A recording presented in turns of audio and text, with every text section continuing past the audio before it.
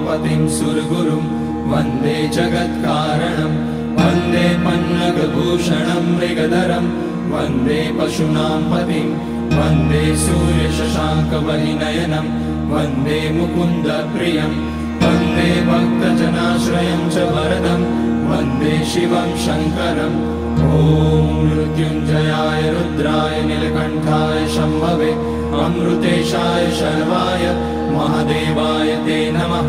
नमस्तेस्तु भगवन् विश्वेश्वराय महादेवाय त्र्यम्बकाय त्रिपुरान्तकाय त्रिकाग्निकालाय कालाग्निरुद्राय नीलकण्ठाय मृत्युञ्जयाय सर्वेश्वराय सदाशिवाय श्रीमान् महादेवाय नमः।